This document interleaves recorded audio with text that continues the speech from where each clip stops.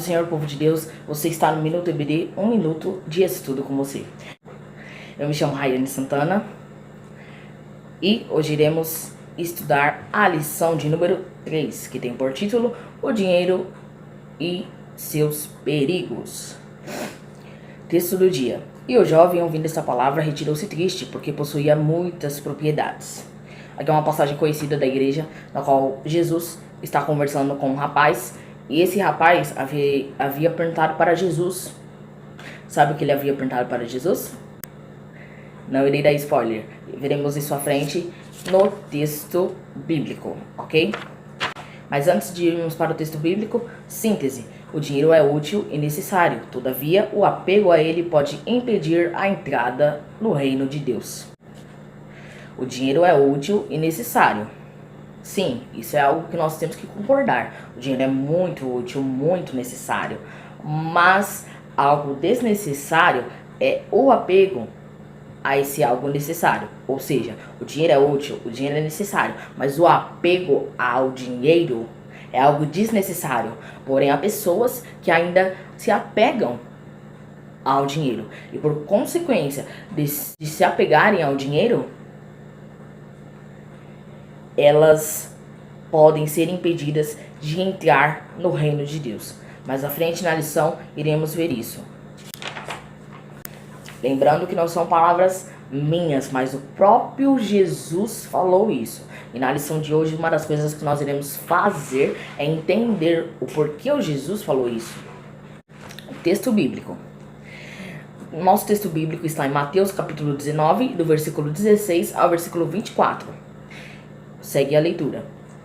E eis que, aproximando-se dele um jovem, disse-lhe: Bom mestre, que bem farei para conseguir a vida eterna? E ele lhe disse: Por que me chamas bom? Não há bom, senão um só, que é Deus. Se queres, porém, entrar na vida, guarda os mandamentos.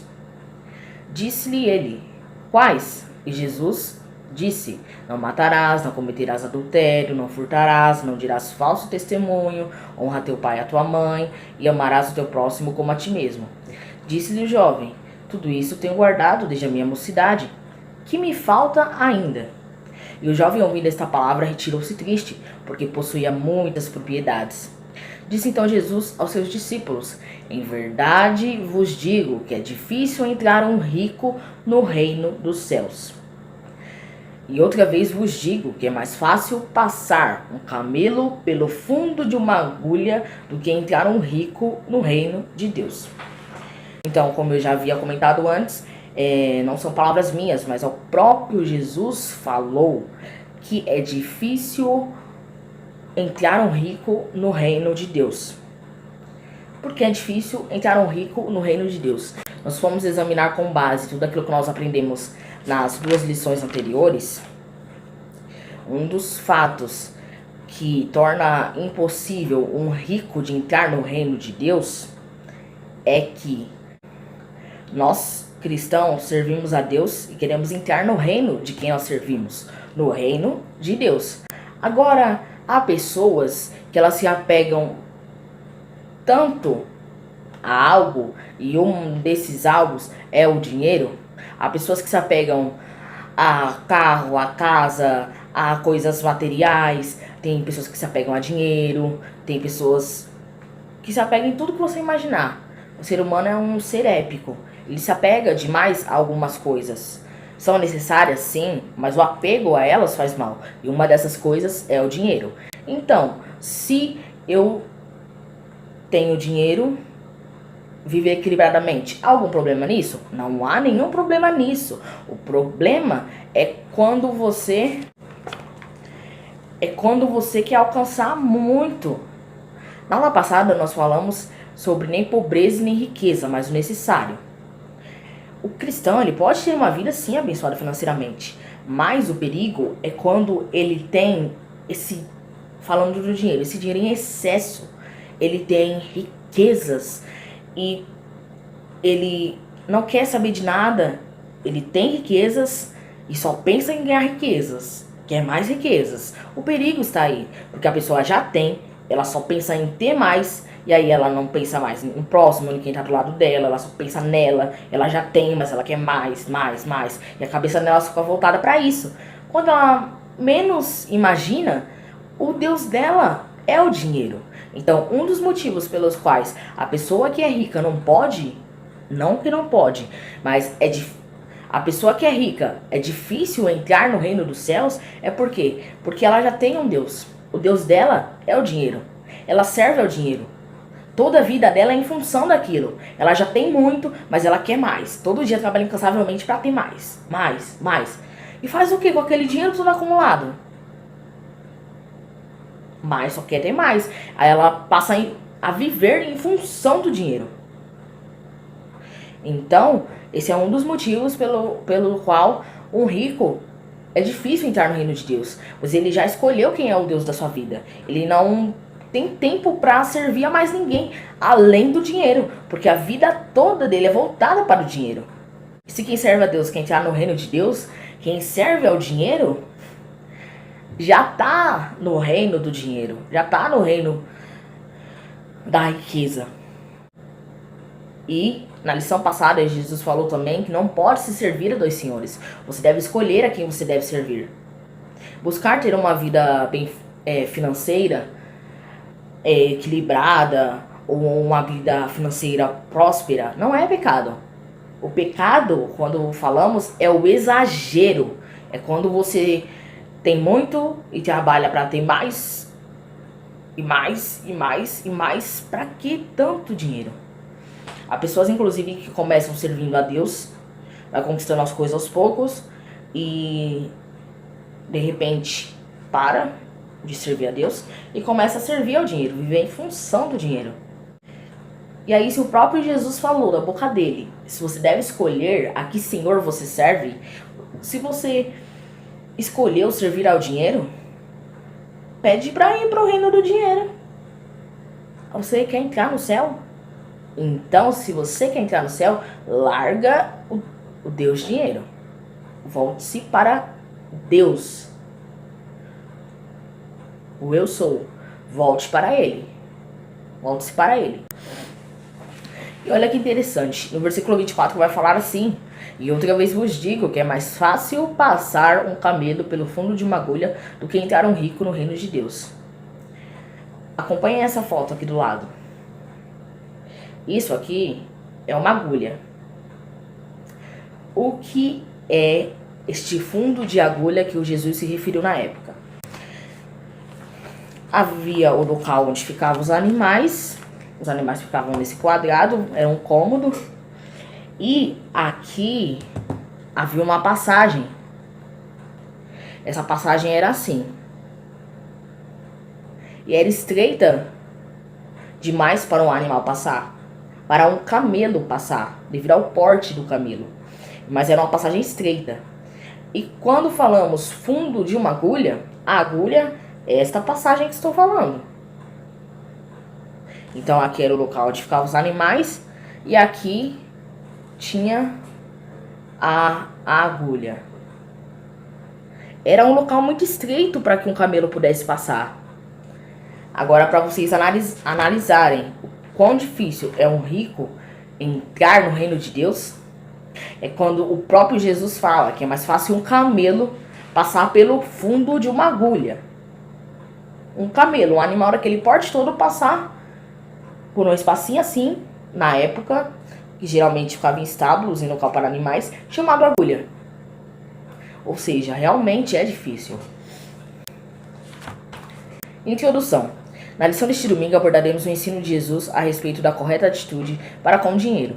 Veremos o perigo de se apegar de forma demasiada a ele e a seus benefícios, a ponto de comprometer a salvação eterna. Vamos analisar um texto das Sagradas Escrituras bem conhecido, o diálogo de Jesus com o jovem rico. Esse jovem era um religioso que admirava Jesus, porém com um apego demasiado pelos bens materiais. Assim, abordaremos a respeito do perigo de se tentar compensar o amor ao dinheiro com obras e religiosidade. Vamos também analisar o perigo de se perder a vida eterna com Deus por colocar as esperanças nas incertas riquezas. Mediante esta introdução maravilhosa, escrita pelo comentarista da revista, que é o pastor Natalino das Neves. Um abraço, pastor Natalino das Neves. Deus abençoe sua vida. E ele não só comentou a revista, mas também escreveu o livro do trimestre. E Deus abençoe sua vida, pastor Natalino das Neves. Mas voltando aqui para a introdução, é necessário pontuar algumas coisas. Que coisas são necessárias em pontuar? É necessário pontuar que na aula de hoje nós iremos aprender a respeito da atitude correta com o dinheiro. Ou seja, como devemos utilizar, como devemos tratar o dinheiro. Para que não venhamos utilizar nem mais nem menos e tratar nem com muita importância o dinheiro, nem com menos importância, mas tratar o dinheiro da forma necessária. Isso queremos aprender na aula de hoje. Outra coisa que nós devemos ressaltar, sim, é que não é pecado você ter dinheiro. Não é pecado você ser um cristão abençoado. Não é pecado você ter uma vida financeira abençoada. E até mesmo, vamos supor que você fique rico. Isso é pecado? Não, não é pecado.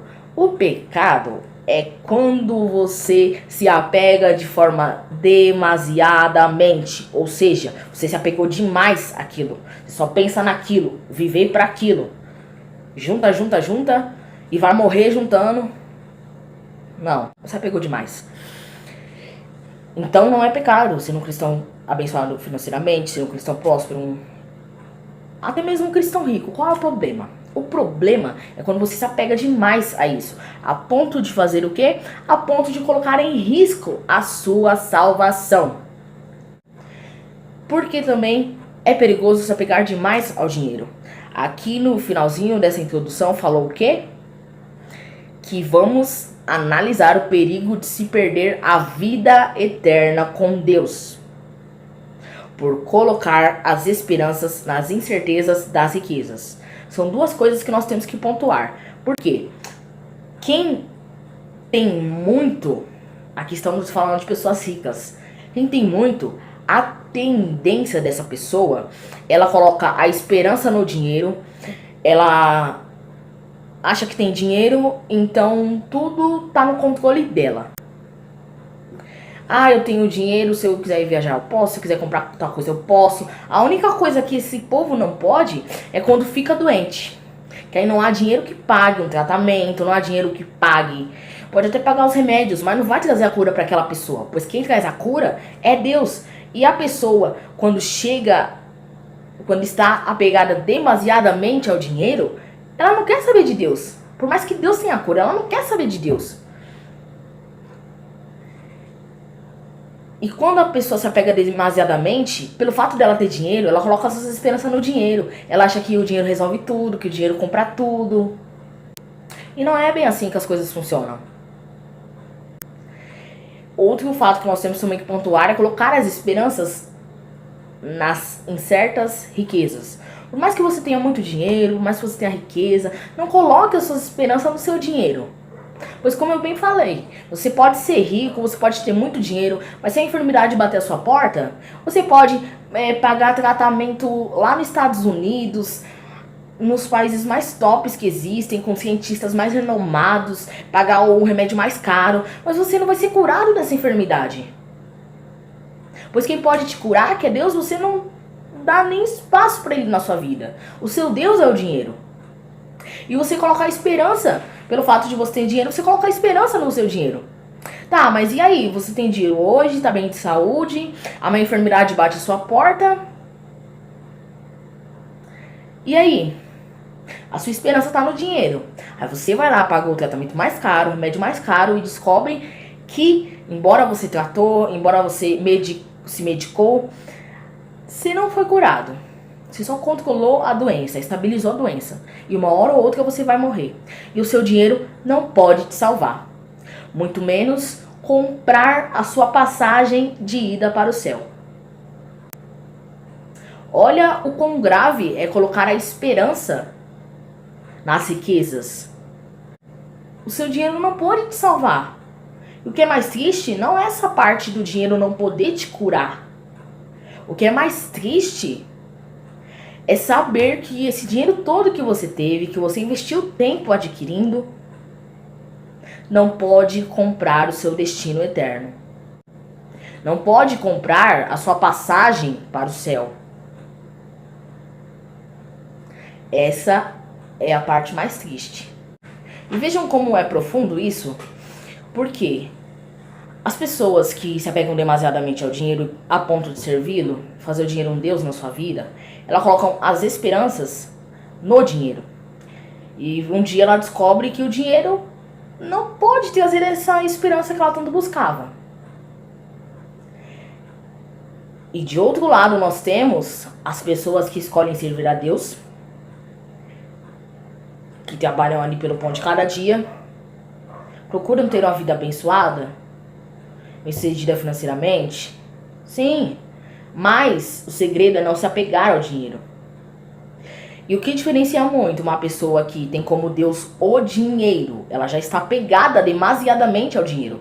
O dinheiro é tudo para ela, inclusive a esperança. Agora, para o cristão, não. Ele escolheu servir a Deus. O dinheiro, o provedor de todas as coisas é Deus. A nossa esperança está em Deus. Por isso que nós não somos frustrados. Se ficarmos doentes, se tivermos algum problema de saúde, o Deus que nós servimos é um Deus tão eficaz, tão poderoso, que Ele pode, com tratamento simples do SUS, ou sem tratamento, por intermédio de uma oração, Ele pode te curar dessa enfermidade. Pelo simples fato da sua esperança estar depositada nele.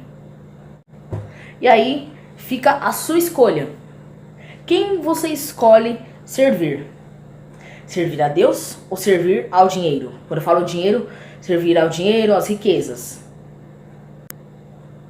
Quem você escolhe? Lembrando que na aula passada o próprio Jesus falou para você escolher a quem servir.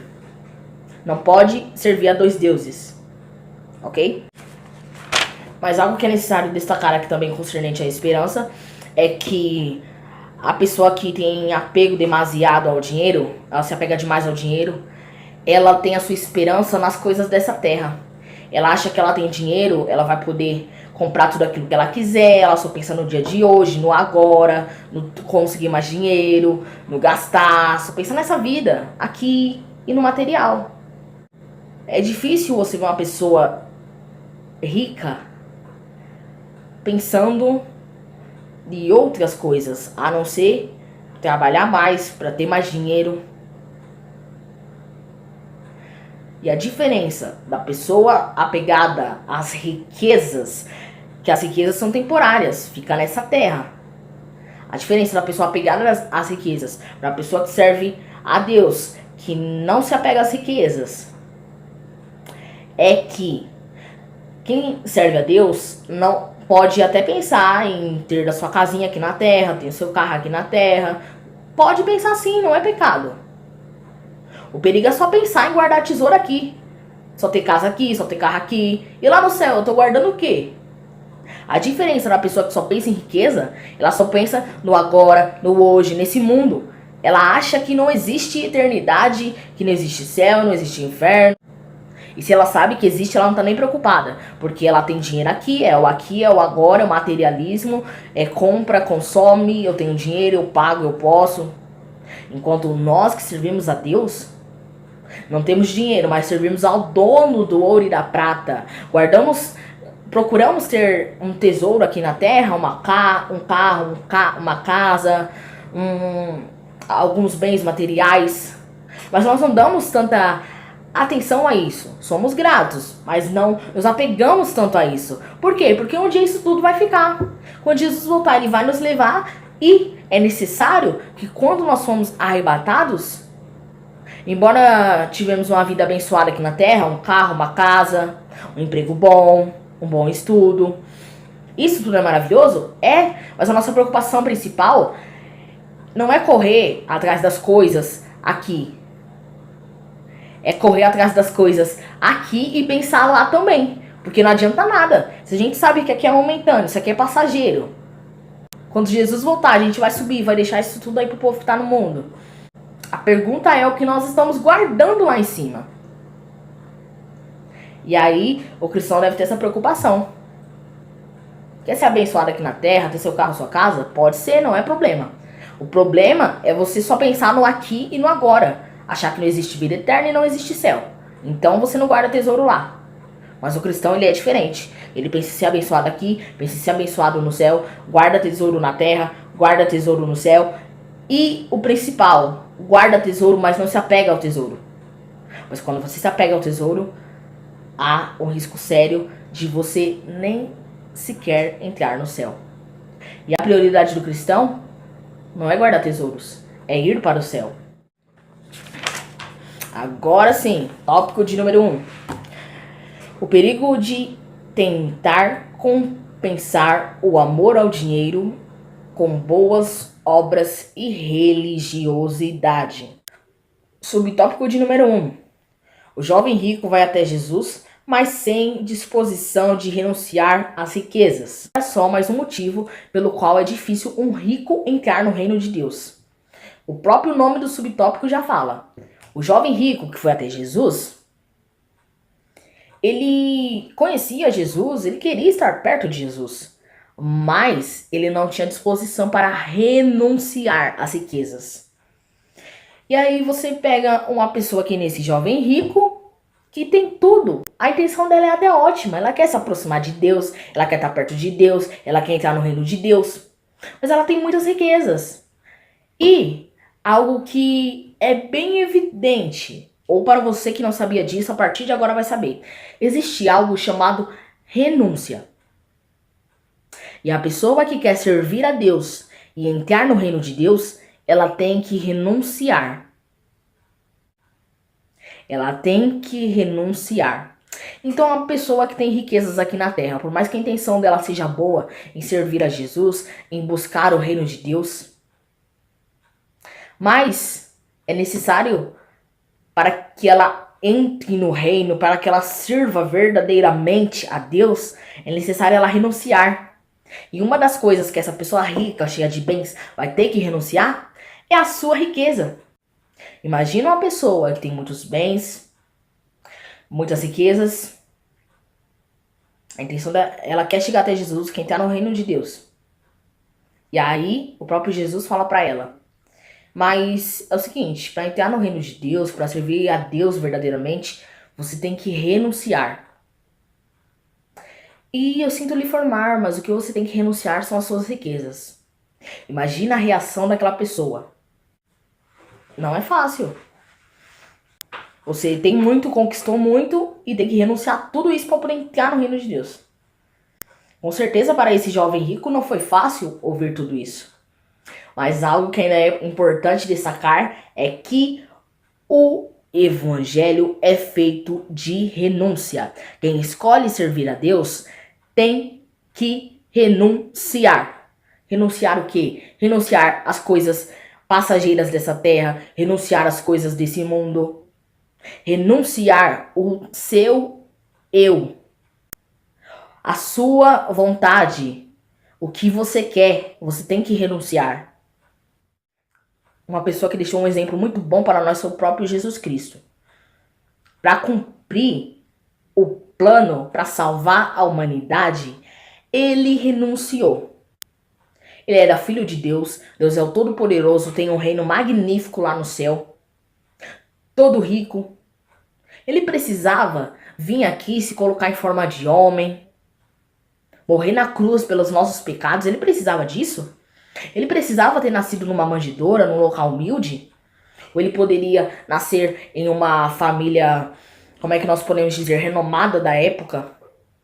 Entre os príncipes judeus, ele poderia ter nascido entre os príncipes judeus, mas ele veio de forma humilde. Ele se fez em forma de homem e nasceu num local onde estavam os animais. Nasceu em uma cidade humilde. Filho de uma moça humilde. Seu pai, terreno, José, também era um cara humilde. Toda a vida de Jesus foi uma vida humilde, tendo como companhia pescadores, tendo como companhia pessoas que a sociedade desprezava. Mas fala pra mim, uma pessoa que é filho de um rei, logo um príncipe. Jesus Cristo seria um príncipe, que tem um mega reino lá nas alturas. Ele precisava vir aqui em condição humana? Sim, isso ele precisava para que se cumprisse o plano. Mas ele precisava de toda essa humildade? Sendo quem ele é, superior a nós seres humanos, se colocar em nossa forma? Não. Ele poderia ter vindo com toda a sua glória, com toda a sua majestade. Mas o próprio Jesus, ele vem e tudo que ele faz é para nos deixar o exemplo. E uma dessas coisas que ele nos deixou o exemplo foi a renúncia. Ele poderia ter vindo aqui na terra com o bom e com o melhor, mas ele renunciou às suas riquezas por um período para conquistar algo maior, para cumprir algo maior, que era a vontade de Deus para a humanidade. Então, quem escolhe servir a Deus pretende um dia entrar no reino de Deus e vive o Evangelho é feito de renúncias. Então, assim como Jesus Cristo renunciou tudo aquilo que ele tinha para que fosse cumprido o plano de redenção da humanidade, você que está me assistindo, que escolhe servir a Deus, que quer um dia entrar no céu, não pense que vai entrar no céu de braços cruzados, sem fazer nada, sem renúncia. Isso não vai rolar. Agora, se você serve a Deus e renuncia a algo, aí vai rolar, aí vai acontecer. Uma das coisas que nós temos que renunciar é o nosso eu, a nossa vontade. E como é que funciona isso? Sabe quando falamos que a vontade de Deus é boa, perfeita e agradável? Nós escolhemos servir a Deus e descobrimos que a vontade de Deus é essa. E conforme o tempo vai passando, descobrimos a vontade de Deus para a nossa vida. E aí a renúncia começa. Quando nós renunciamos não fazer aquilo que nós queremos fazer, os planos que nós planejamos, mas sim os planos que Deus tem para a nossa vida. A diferença é que você deixou a sua vontade, que é temporária, que só vê o hoje, para seguir a vontade daquele que é eterno, que vê o hoje, o amanhã e o futuro. E tem o melhor para você. A diferença é simplesmente essa. É claro, falando assim, não é simplesmente essa. O fato de Deus ter o plano para a nossa vida, ter o melhor para a nossa vida, é a diferença. Então, quando falamos em evangelho é feito de renúncia. E uma das coisas que nós que buscamos servir a Deus e queremos entrar no céu, devemos fazer é renunciar todos os dias. E agora vamos entrar nesse tópico 1, né? Aqui o tópico de número 1 irá falar. Aqui no subtópico 1 irá comparar as 3 formas de que esse jovem é apresentado nas escrituras. Temos o evangelho segundo escreveu Mateus, segundo escreveu Marcos e segundo escreveu Lucas. Cada um para um público diferente, mas não irei falar isso aqui. E cada um deles escreve esse jovem de uma maneira. Lucas, ele escreveu esse jovem como um jovem que ele não somente era rico, mas ele era um príncipe e uma pessoa importante da sociedade judaica. Marcos descreve esse jovem como apenas um homem. E Mateus descreve esse jovem como um jovem que possuía muitas riquezas. Olha a diferença da descrição desses 3. E aí, qual dessas 3 afirmações nós ficamos? Com as 3, pois os evangelhos, eles se completam. Um evangelho traz informação tal, outro vem, complementa. É assim, a Bíblia, ela é assim. Ainda mais quando falamos dos evangelhos. Eles se complementam. O que nós temos a destacar, ou o que nós sabemos mais sobre esse jovem, que ele não era um jovem qualquer, ele era um jovem que fazia parte da maioria privilegiada, ou seja, aquelas pessoas privilegiadas da sociedade, não pelo fato dele ser um príncipe, mas sim pelo fato do sistema de dominação romano e da elite judaica, ou seja, elite judaica, todos aqueles judeus que eram tops na época, podemos dizer assim. E sistema de dominação romano. Para quem não sabe, os romanos cobravam uns impostos daquele povo naquela época. Era recolhido uns impostos. E cada pessoa que cobrava impostos tinha mais um ou dois que passava para recolher os impostos para eles. O Império Romano decretou isso, que fosse recolhido, cobrado impostos. E o que acontecia muito naquela época era a desigualdade social. Pessoas que tinham ou trabalhavam diariamente para conseguir o essencial para se alimentar para aquele dia, para ter força para trabalhar no outro e se alimentar novamente para trabalhar no outro, ou seja, pessoas que realmente trabalhavam pelo pão de cada dia, pessoas que viviam em situação de pobreza. Por outro lado, como eu falei, desigualdade social, havia aquelas pessoas que já eram ricas, por exemplo, aquelas pessoas que eram da elite judaica, aquelas pessoas que serviam ao Império Romano, os cobradores de impostos da época, os próprios imperadores romanos eram pessoas ricas, pessoas que tinham riqueza e mesmo assim ainda fazia questão de ir lá mandar alguém para aquela pessoa que trabalha só para ter o pão de cada dia e lá cobrar imposto para aquela pessoa. Sendo que aquela pessoa está em desvantagem, pois ela, perto de você que tem riquezas, aquela pessoa é uma pobre, é uma miserável. Ela só tem o que comer hoje e o que ela tem para comer hoje vai dar força para trabalhar amanhã, e ela tem o que comer no outro dia. E assim ela vai vivendo. Olha a desigualdade social que havia já naquela época. E essas pessoas que tinham riquezas, como comentado na aula passada, elas não viam mal nenhum em obter lucro de qualquer jeito, a qualquer custo. Isso foi falado na aula passada. Não me recordo se na videoaula foi falado, mas na revista está escrito, ok? Então esse jovem fazia parte da maioria privilegiada. E esse jovem fazia parte da maioria privilegiada.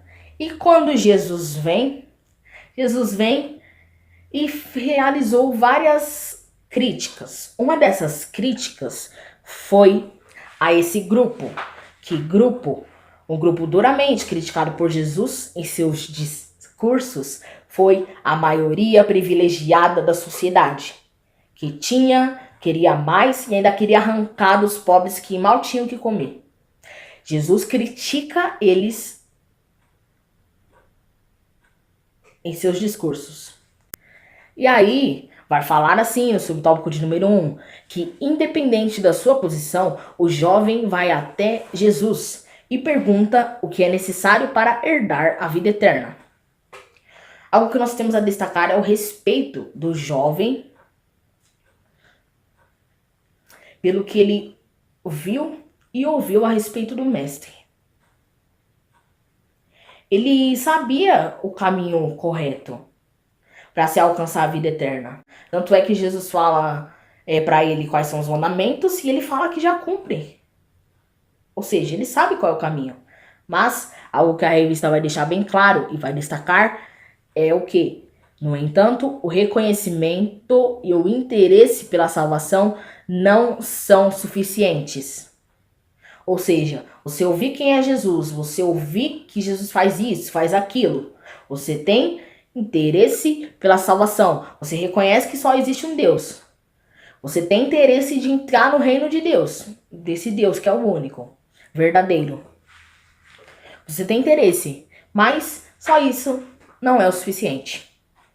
Vai falar aqui que o processo suficiente para produzir a salvação é o arrependimento e fé suficiente para a renúncia e transformação da sua vida. Ou seja, viu que não é tão simples?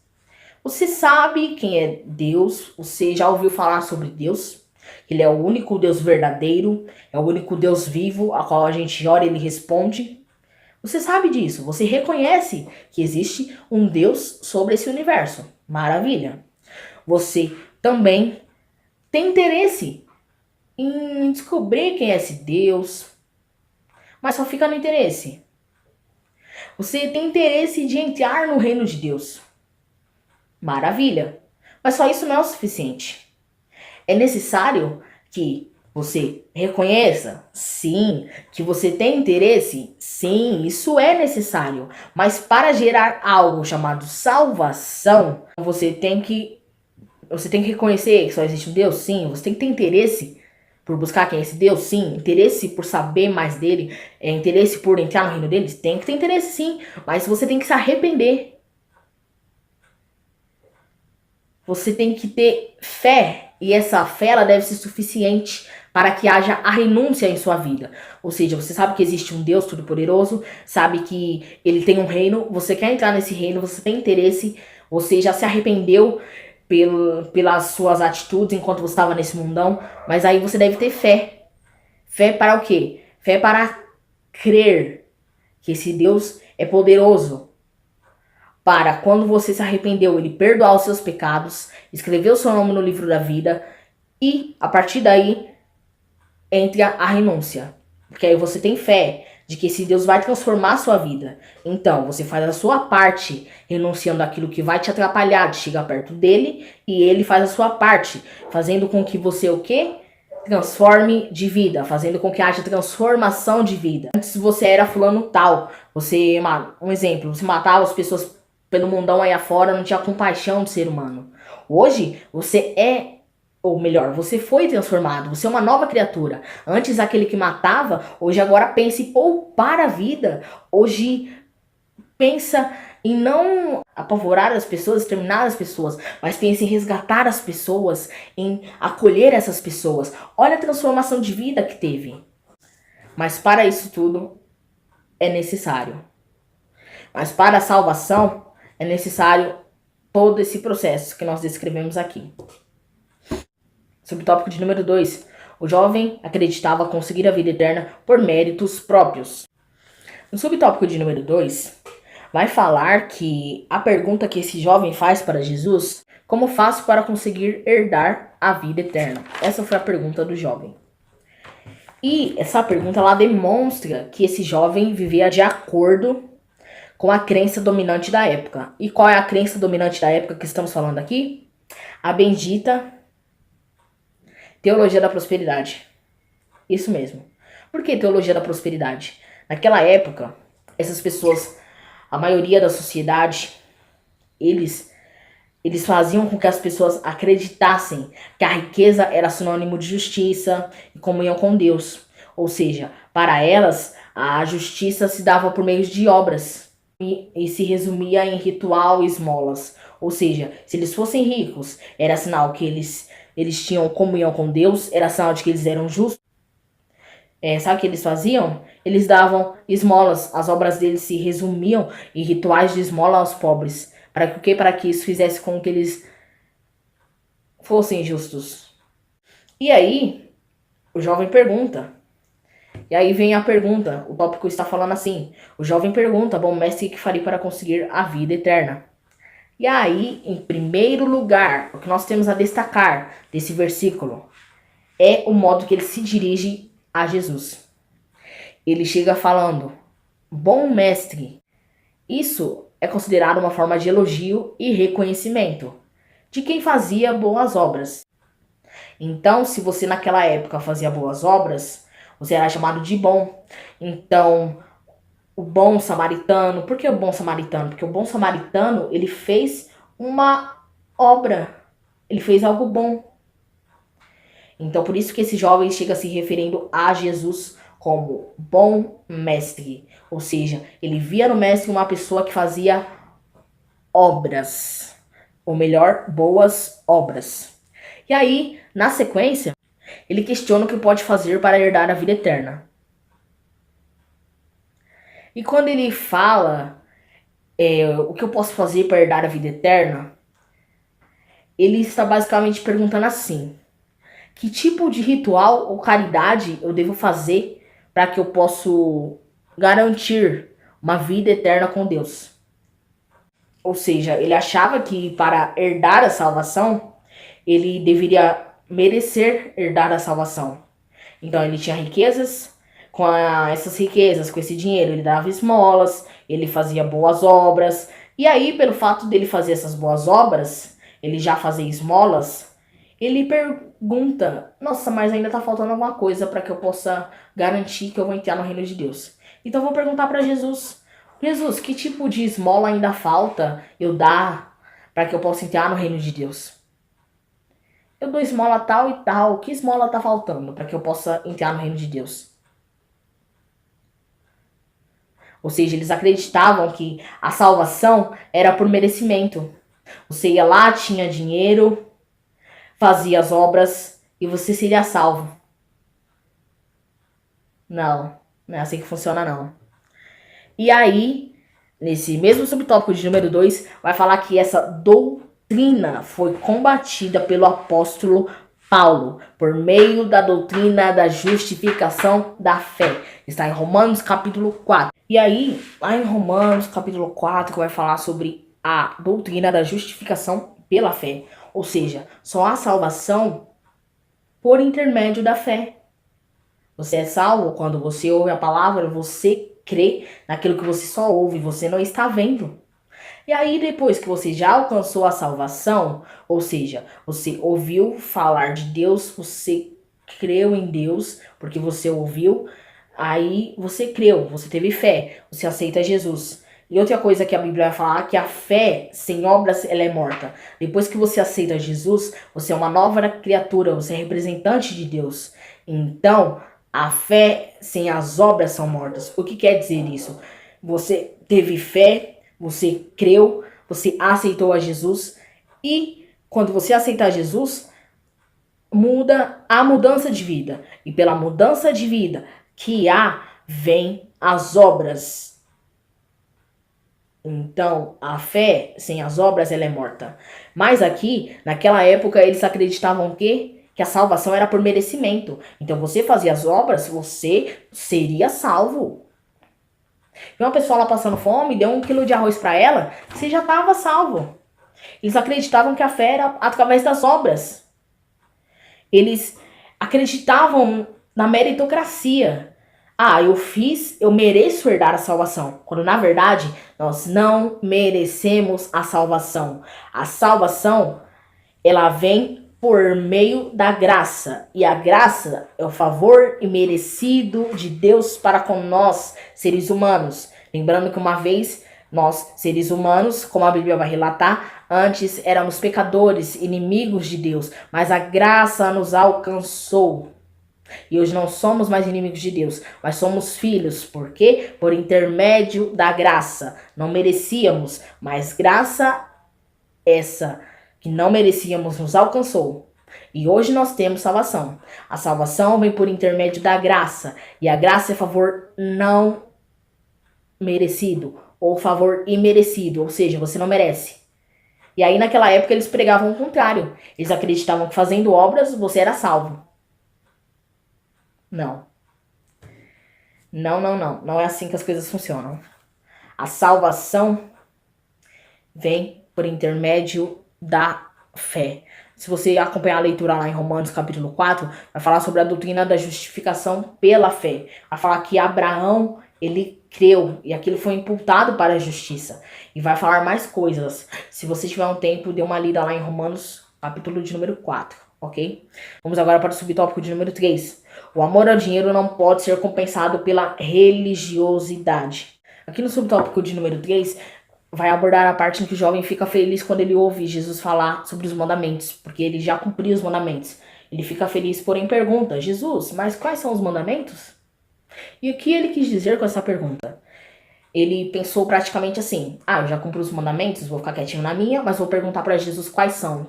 Vai que tem alguma outra coisa aí que eu não tô fazendo e por isso eu não vou herdar a vida eterna. E aí Jesus fala os mandamentos. Foi os mandamentos que ele já cumpria, ok? O que mais a revista irá falar? Que a resposta não era uma surpresa para o judeu praticante. Uma coisa que judeu preza é a lei. E a lei vai falar dos mandamentos. Então, todo judeu cumpre os mandamentos. Por isso que a revista vai falar que a resposta que Jesus dá não era uma surpresa para o judeu praticante. Porque o judeu praticante levava à risca a lei, cumpria a lei. E aí Jesus fala quais são os mandamentos. E o jovem responde o quê? Tudo isso tenho guardado desde a minha mocidade. E olha o que a revista irá falar. Atitude de um exímio religioso, cumprindo das tradições judaicas com a vista a agradar a Deus. Ou seja, ele era um religioso, pois ele só cumpria as tradições com o objetivo de agradar a Deus. Quando na verdade não era somente as tradições, tinha algo a mais que Jesus queria. Vai falar assim na revista: a situação desse jovem é o retrato de milhares de pessoas na atualidade. Que milhares de pessoas são essas? Religiosos que cumprem rituais, sacrifícios e muitas obras de caridade, entre outras práticas, mas sem a intenção de se arrependerem de seus pecados e se tornarem o discípulo de Jesus. Ou seja, quer herdar a salvação? Ok, é necessário aqueles 5 passos que comentamos. E um deles é arrepender-se. Quem está falando isso é o próprio Jesus. Sabe como Jesus fala isso? Quando Jesus fala que somente os mandamentos não são necessários, que é necessário algo a mais que aquele jovem tem que fazer. Isso nós iremos ver no subtópico de número 4, que tem por título: o jovem sabia que lhe faltava algo. O jovem foi procurar Jesus porque ele já sabia que estava faltando algo. Por isso que ele chega em Jesus e, mesmo sabendo dos mandamentos, ele pergunta: vai que eu esqueci de algo? E aí, o jovem vai falar aqui no subtópico de número 4 que o jovem se anima e demonstra que ele é zeloso com a guarda dos mandamentos. Mas na realidade, ele sabia que guardar os mandamentos não era suficiente. Por isso que ele foi até Jesus perguntar. E aí ele faz uma nova pergunta. E sabe que pergunta foi essa? O que me falta ainda? Essa foi a pergunta que aquele jovem fez. E o que nós temos a destacar aqui é que o jovem reconheceu que estava faltando algo. Que só seguir a lei não era o suficiente para que ele herdasse a vida eterna. E aí a revista vai comentar que talvez ele tivesse presenciado alguns debates de Jesus com os religiosos. Por que Jesus discutia com os religiosos? Os religiosos pregavam a lei à risca e achavam que isso era suficiente para o salvar. Quando na verdade Jesus já chega ensinando que só cumprir a lei não basta. É necessário algo a mais. Então esse jovem, como praticante da lei, ele deve ter visto algum debate de Jesus com os principais da sinagoga, de Jesus com os religiosos, e aí ele cai em si e percebe: olha, eu já cumpro os mandamentos, mas Jesus está batendo tanto nessa tecla que deve estar faltando algo. Eu vou para a sinagoga, eu ouço, eu cumpro os mandamentos, mas ele está batendo tão de frente com essa questão que deve estar faltando algo realmente. Vou procurar Jesus para ver o que é que tá faltando. E aí lá no finzinho do subtópico de número 4, vai falar assim: o reino de Deus propagado por Jesus visava salvação, bem-estar, prosperidade e felicidade para todos, não para o grupo específico. Jesus expõe a verdadeira justiça do reino dos céus com base na lei, nos profetas e nos salmos. Portanto, a base era a mesma. O que diferenciava era a interpretação. Vai falar aqui que eles prezavam tanto a lei e Jesus fala do reino com base na lei, nos profetas e nos salmos. Quando falamos aqui que os judeus seguiam à risca a lei, é apenas os primeiros 5 livros da Bíblia, o Pentateuco. O resto eles não queriam saber. Eles só queriam saber as leis, os mandamentos. E aí Jesus, quando ele fala do reino, ele não pega uma parte isolada da Bíblia, que nem os judeus usavam, só as leis. Não, Jesus pega e prova com as leis, com o que os profetas, que são os outros livros, falaram, e com o que os salmos falaram. Quando fala de salmos, tanto o livro de salmos, como de Provérbios, de Eclesiastes, que são o livro de Jó também, que são livros poéticos. Quando fala de profetas, tem o livro dos profetas maiores, dos profetas menores. Enfim, se você quiser saber mais detalhes disso, digita aí nos comentários: teologia sistemática, que eu coloco uma aula aqui somente sobre teologia sistemática, ok? Explico o que é e como você pode identificar, ok? Então Jesus ele fala sobre o reino não somente com base naquilo que os judeus já sabiam de cor, que eram os mandamentos, que era a lei. Não, Jesus fala com base na Bíblia inteira, no Antigo Testamento inteiro.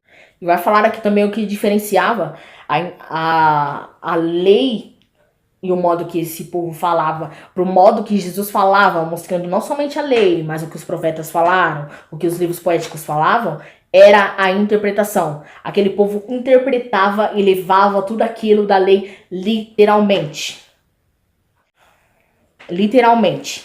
E aí Jesus, um dos objetivos que Jesus faz ao explicar isso é mostrar para eles que tudo aquilo que está escrito deve ser seguido, sim, mas não literalmente. E eles não devem pegar passagens isoladas, só a lei. Não, tem que ler o Antigo Testamento inteiro e interpretar o que tudo aquilo está falando, para depois ter uma conclusão. Então Jesus, quando vai falar do reino, Jesus fala isso. E olha o que a revista irá falar. Vai falar que os preceitos morais e éticos dos mandamentos são importantíssimos, mas não tem a função de compensar a injustiça oriunda do amor ao dinheiro. Injustiça oriunda do amor ao dinheiro, ou seja, a atitude dos principais da sinagoga, a atitude dos que estavam na elite judaica, pois eles tinham muito amor ao dinheiro, só pensavam em dinheiro, a ponto de arrancar dinheiro dos mais pobres. E agora vamos então para o tópico de número 2. O perigo de perder a vida eterna devido ao apego demasiado aos bens materiais. O subtópico de número 1 vai falar que o apego excessivo aos bens materiais impediu o jovem de seguir a Jesus. Aqui no subtópico de número 1, irá falar sobre a resposta que Jesus deu para aquele jovem. Lembra lá no subtópico de número 4, nós comentamos que esse jovem, ele pergunta o que ainda falta. Sabendo que os mandamentos são importantes se cumprir, mas ainda faltava algo. Por isso que ele pergunta, Jesus, o que me falta ainda? E aí no subtópico de número 1, do tópico 2, Jesus irá responder para esse jovem. O subtópico de número 1 irá falar que a resposta de Jesus não foi a que o jovem esperava ouvir. Qual foi a resposta que Jesus deu? Se queres ser perfeito, vai, vende tudo o que tens, dá aos pobres e terás um tesouro no céu. E aí você vem e segue-me. E aí, após ouvir tudo isso, ele se vê impossibilitado. Impossibilitado do quê? De entrar no reino de Deus, de herdar a vida eterna. Por conta do quê? Do desprendimento aos bens. Ele tinha muitos bens. Quando ele ouve Jesus falando isso, ele pensa, poxa, mas eu tenho tantos bens, eu vou ter que me fazer de todos eles, dar todos eles aos pobres para que eu possa entrar no reino de Deus, para que eu possa herdar a vida eterna. Eu queria tanto, mas eu não consigo me desprender dos meus bens. Esse jovem pensa isso. E aí, irá relatar na revista que esse jovem ele não esconde a sua insatisfação com essa resposta. Vai falar aqui na revista, assim que ele ouve a resposta de Jesus, ele fica triste. Ele retira-se e não interroga mais o mestre. E aí vai falar, Mateus deixa bem claro o motivo da sua tristeza e rejeição ao convite de Jesus. Qual foi o convite de Jesus? Vai lá, vende todos os seus bens, dá aos pobres e segue-me. Por quê? Ele ficou triste? Porque ele possuía muitas propriedades. Então seria difícil para ele se desprender de todas as propriedades. Vai falar aqui que o que esse jovem fez, ele poderia, se ele não fosse apegado aos bens materiais, vender tudo e herdar a vida eterna. Mas ele escolheu não vender tudo, porque já estava apegado àquilo, ele não conseguia se desapegar. E aí Jesus mostra através disso que o apego demasiado aos bens materiais distancia o ser humano do projeto de Deus. Porque qual é o projeto de Deus? Você acha que Jesus veio na terra que um dia morrer à toa para você passar a sua eternidade no inferno? Lógico que não. Jesus veio aqui para te resgatar, te colocar na condição novamente em dia com Deus, para que um dia você vá morar no céu com ele. Inclusive, lá em João 14 fala que ele prepara morada para que nós venhamos morar no céu. Mas aí só vai morar no céu quem luta pelo céu. E aí nós encontramos novamente o termômetro. Neste exato momento, esse termômetro está como? Você está mais apegado aos bens materiais e mais longe do projeto de Deus? Ou você está mais perto do projeto de Deus e mais longe dos bens materiais. E aí? Subtópico de número 2. Jesus explica o que havia acontecido aos discípulos. Vai falar aqui que após isso, Jesus teve uma conversa reservada com seus discípulos. E aí ele fala sobre o perigo, ou melhor, ele evidencia sobre o apego demasiado às riquezas. E fala para os discípulos que o apego às riquezas pode impedir a entrada no reino dos céus. E aí, de que forma Jesus fala isso aos discípulos? Falando de que é difícil um rico entrar no reino de Deus. Isso está lá no versículo 23 de Mateus 19. É difícil um rico entrar no reino de Deus. E aí, a revista irá falar que isso é uma linguagem hiperbólica. Uma linguagem hiperbólica é quando você fala de algo que é impossível. Então, Jesus usa essa linguagem hiperbólica para falar que é possível um rico entrar no reino de Deus. Aqui no finalzinho do subtópico de número 2 irá falar o seguinte, que Jesus esclarece que a verdadeira fonte de salvação é somente Deus. Somente Deus é a fonte de salvação. Subtópico de número 3, a vida eterna é para todos os pobres de espírito. Vai falar aqui no subtópico de número 3 que se você quiser herdar a vida eterna, você deve ser um pobre de espírito. E o que significa pobre de espírito? Pobre de espírito, a revista vai dar aqui 3 significados, como por exemplo, humildes, carentes, modestos, ou melhor, 4 significados: humildes, carentes, modestos e miseráveis. Contudo, a definição correta para pobres de espírito é a definição do comentário bíblico pentecostal, que afirma que os pobres de espírito são os que percebem que estão moral, espiritual e até fisicamente falidos sem a graça de Deus. Ou seja, eles estão conscientes de que sempre necessitam de Deus. Ou seja, toda vez que você ouvir essa palavra, esse termo, pobres de espírito, significa aquelas pessoas que reconhecem que sempre necessitam de Deus. Resumindo, é isso. E aí, só vai herdar a vida eterna quem for pobre de espírito. Então, se você que está me assistindo tem interesse em herdar a vida eterna, tem interesse de ir para o céu, tem interesse de entrar no reino de Deus, então seja um pobre de espírito. E o que é ser um pobre de espírito? É ser aquela pessoa que em todos os quesitos de sua vida, na parte moral, na parte espiritual, na parte física, ela depende de Deus. É uma pessoa que reconhece que sem a graça de Deus, ela é falida. E agora iremos para a conclusão. Aqueles que amam os bens materiais e os colocam em primeiro lugar, correm o risco de perder a vida eterna com Deus. O cristão deve seguir o estilo de vida de Jesus, que não somente ensinou o caminho da vida eterna, como também testemunhou com seu próprio exemplo de vida. Essa foi a lição de número 3. Espero que vocês tenham compreendido essa lição por título: O dinheiro e seus perigos. Fazendo um resumão geral de tudo, é aquilo mesmo que Jesus falou. Você não deve se apegar às riquezas. O perigo não está quando você tem riqueza, o perigo tem quando você se apega às riquezas. E uma vez apegado às riquezas, se o seu objetivo é morar no reino, seu objetivo é ir pro céu, não vai rolar. Por quê? Porque você está apegado demais às riquezas para pensar em atitudes que te levam para esse céu, atitudes que te levam para esse reino. Assim como esse jovem, ele estava tão apegado, mas tão apegado às riquezas, que essas riquezas, que os seus bens materiais o impediu de entrar no reino, de herdar a vida eterna. Ou seja, cuidado. O perigo não está em ter, o perigo está em se apegar. E uma vez apegado, já era. Se você não tomar cuidado, você pode até perder a sua salvação, a sua passagem para o reino de Deus, a sua morada lá em cima. Por conta do quê? Do apego aos bens materiais. Hashtag fica a dica: não se apegue aos bens materiais. Não é pecado ter, o pecado é se apegar, a ponto desse apego comprometer a sua salvação. E essa foi a aula de número 3. Deus abençoe a cada um de vocês. Aqueles que já acompanham aí o Minuto IBD, Deus abençoe, sejam bem-vindos e continuem acompanhando. Compartilhe essa videoaula com algum irmão, com algum amigo.